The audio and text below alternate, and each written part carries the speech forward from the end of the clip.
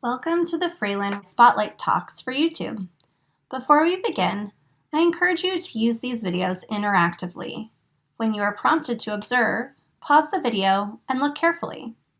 When the educator asks a question, feel free to pause the video again and discuss your observations and ideas, making sure to address what you see that makes you say that. Enjoy! To begin, let's take time to slowly and carefully observe the painting. Start at the top of the red awning and make your way across the painting from left to right, tracking each window pane and taking note of the colors throughout the windows. What do you notice about the painting? Take note of 4 colors that you see, as well as 1 observation of your own. Continue observing the painting. Imagine what might be going on outside of the painting. If this was a scene from real life, what might be happening beyond the edges of the frame? Are there lots of people around, or none at all? More storefronts or apartment buildings? Is it just as colorful? What do you see in the painting that makes you say that? This painting is called Untitled, Bronx Multicolored Storefront, by Emilio Sanchez. Emilio Sanchez was a Cuban-American artist. He was born in 1921 in Camagüey, Cuba, and died in 1999 in Warwick, New York.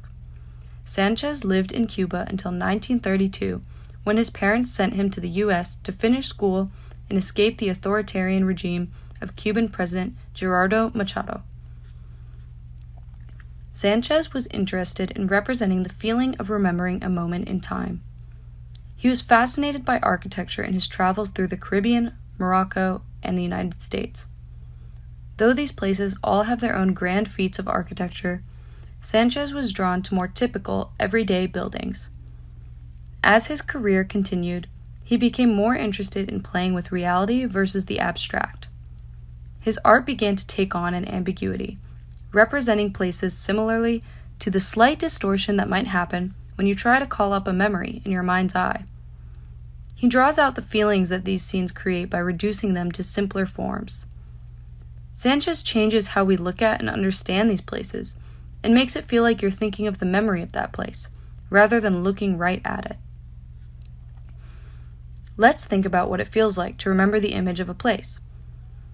Take a long, slow look at your surroundings. What do you see, smell, hear? Pause the video while you consider where you are right now. Now, close your eyes and try to imagine the space you're in. Are the details clear? Can you recall every single thing that's in front of you? How do the colors look in your head? Now, open your eyes and compare. Take a few minutes and draw what you saw in your head. How did your representation of the memory compare to real life? Sanchez hoped to recreate the feeling of recollection in his work by playing with light, shadow, and color. As we close our time together, I encourage you to continue to sit with your observations and questions from this video. Think about how different places exist in your memory. How does it feel to remember a place from a distance, rather than staring it in the face? What emotions are represented in your memory? Thank you for your time, observations, and reflections. We hope you've enjoyed this Writer's Eye Spotlight Talk. Please reach out to the Education Department with any questions or feedback.